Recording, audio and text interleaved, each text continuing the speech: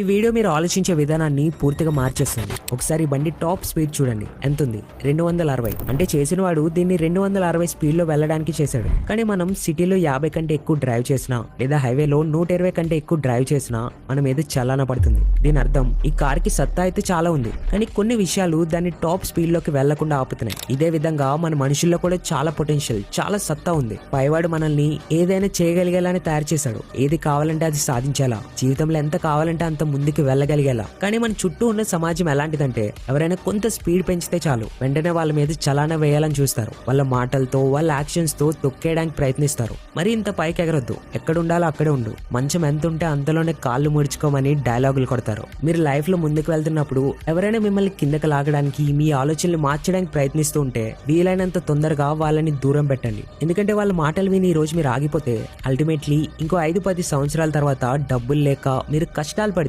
వాళ్ళే మిమ్మల్ని ఏం చేతకాని వాళ్ళగా చూస్తారు. వాళ్ళకి అవకాశం ఇవ్వరని అనుకుంటున్నా.